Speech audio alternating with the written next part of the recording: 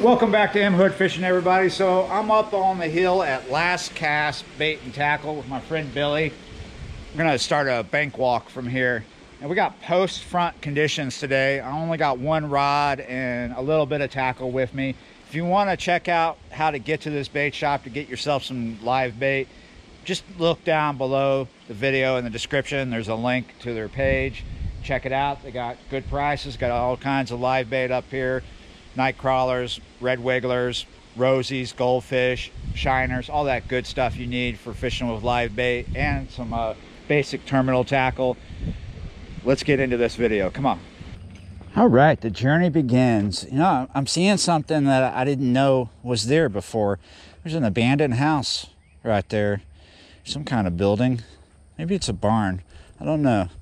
Yeah, it was really cold last night, and the night before it was cold. Yesterday I was on some ponds and it got really chilly. Got down to about 40 something, mid 40s last night, and it is just now hitting around 60 degrees. It was 50 something when I got up and at them. Okay, we're at the first spot I want to fish. I'm really just going to use this spot here as a tie-up spot. This is Lake Holbrook. Now today might be tough. We are here at the tail end of the solar noon bite. Could have lockjaw today. So here in my hand I have two different types of shaky heads. This one I use a lot. This is by David Dudley. It always stands up, but we have one right here that doesn't stand up really. I want to use this. So if I like the David Dudley a lot, why would I want to use one that lays down? Look over here. Let me show you what I'm talking about. If you look down in the water here where it's shallow right at the edge, you see how it looks really green? This area where we're going to start fishing is full of snodgrass. And in my experience, this David Dudley picks up more snodgrass than this one does. This catches fish a lot. It's very effective, very productive. But this will be productive too, and because it's going to come through the water a little easier, it's going to catch less snodgrass.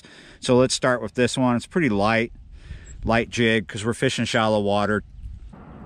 We're going to be fishing braid today, 10-pound test braid, but we're going to have a fluorocarbon leader. I already have one on here. It's about 5 to 6 feet long, and it is 8-pound fluorocarbon by Seaguard. That's what I like to do when I'm fishing a shaky head and a lot of other things that I fish for bass. Hopefully today we'll be able to get to a spot that has bowfin, so we don't have to just be making a bass video here. But it's what I want to do. It's easy to do today. I have most of my stuff packed because here next week we will be fishing in Louisiana. There's a lot of different baits that you can put on a shaky head. One of the most common ones is a finesse worm, and that's what I'm going to start with today. I'm going with the green pumpkin red because this water, where it is stained, it is not stained very dark. It is fairly clear, but it won't be tomorrow because tomorrow is 90% chance of rain. So this bait has worked really good for me up here in this part of Texas. But funny enough, I've tried this down in southeast Louisiana, and green pumpkin just isn't that hot down there in southeast Louisiana. That's because the water is a little darker. Here we go. Text posed and ready to go. I realize there's probably somebody who's done all right with green pumpkin in southeast Louisiana. It's just my experiences that I'm speaking of. I just drove by this corner here with Billy, and when we passed it, saw something working bait. I don't see that activity now, but I bet there's fish here. We're on the side of a road that crosses the lake here. On each side there's different habitats. On the side that we're on, there's rocks that we can fish, and on the other side it's vegetation that we could fish. But I actually want to walk towards the dam, so we're not gonna go out of our way. We're gonna stay on track. Speaking of staying on track, let's get back on the track.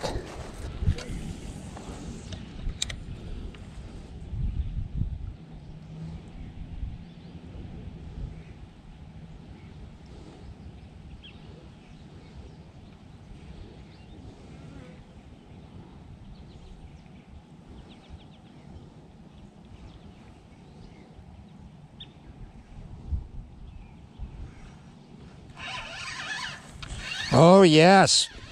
Oh, nice. I didn't even have to set the hook. He just picked it up and ran with it, and tension did it. Put up a nice fight too. Look at this.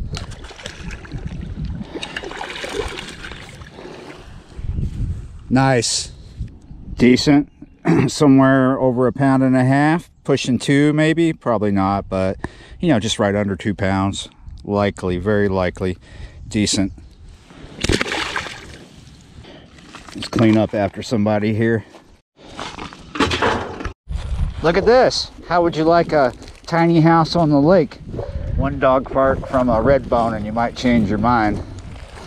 What is this? Oh, that's no good. Finally at my favorite spot in this area. I could not head back to Louisiana without hitting this spot one more time. Look at it. It's really clear right now. There's a lot of bait and a lot of fish. You can pretty much see a lot of the fish. Now, not always in the deeper spots. I've already seen a bowfin and I've seen a bunch of bass. I've caught a lot of spotted bass here. Nothing over 2.5 pounds here. But we should have fun here today fishing, and then we'll fish our way back up to the bait shop. Another advantage to fishing a lay down shaky head opposed to an upright shaky head is the fact that if you need to, you can swim this jig a lot more effectively than, say, the David Dudley. Oh, what was that? Something was beaver tailing.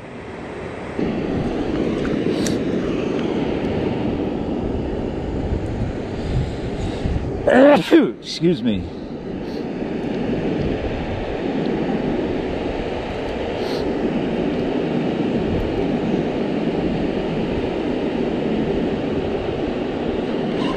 Oh, nice. He just picked it up and ran. I didn't even feel a bite. Looks like a, not even a pounder, but that, I believe that's a spotted bass. Let's check for the tooth patch. It is, in fact, a spotted bass. It does have a tooth patch. All right, time to let it go. Okay, we've changed the bait. This is actually a stick bait by Yum. It's a Yum Dinger, green pumpkin chartreuse. We're going weightless.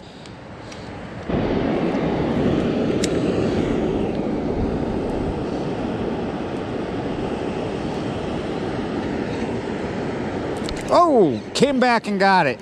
Not a big fish. Not a big fish by far. Looks like another little spotted bass, I'll tell you in a second.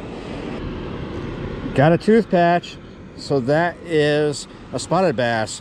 They're a subspecies of largemouth.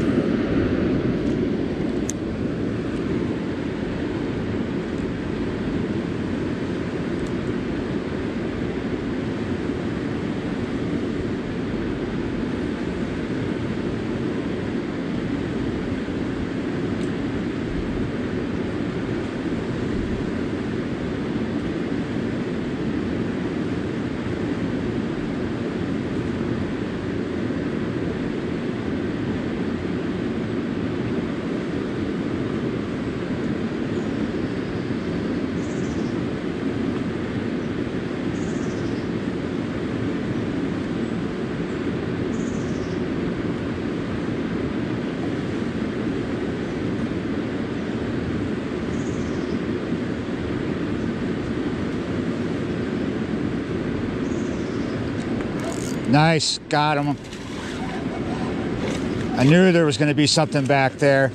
That is a decent looking spotted bass. I believe it is a spotted bass for sure. We're nowhere near the scale. We're just going to guess at this one. Yeah, you're right. I would say a bit over a pound, maybe 1.5 pounds. Tooth patch for sure. That's a chunky little spotted bass. Ugh. So it is 5 o'clock now, and there's not much going on back here. I've caught a few fish, nothing big. One nice spotted bass, that last fish. I want to get up out of here and start fishing my way back up to the bait shop. I want to look for bigger fish up in the lake. The wind should have laid down by now. That is a big no for the wind. It definitely has not laid down yet. It's supposed to, but we could probably still find a place out of the wind to fish. There's bigger fish up here.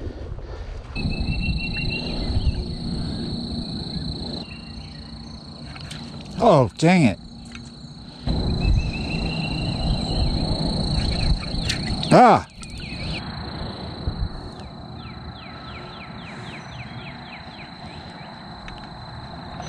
Got something. Oh, no, I don't. Not 100% sure what is here. It's hit me repeatedly.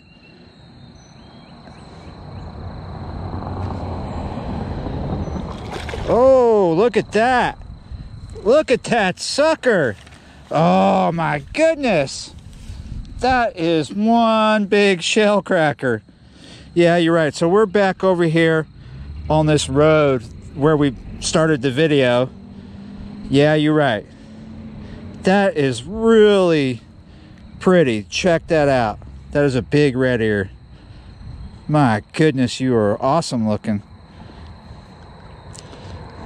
It is a red ear, right? Is this a warmouth and I'm calling it a red ear? I sometimes make mistakes like everybody else. I'm pretty sure that last fish was a goggle eye. I have no idea why I called it a red ear. I don't know, I'm out of it. Anyway, it's starting to rain and we're getting late. It's right around 7 o'clock right now. So I'm gonna go ahead and get out of here. Not a bad session for, you know, my last session on this lake for a while. It was a little slow, but it still caught fish. Nothing super huge except for that last one. It was kind of big for that. Yeah, you're right. Thanks for subscribing and all that good stuff, and I will see you next time.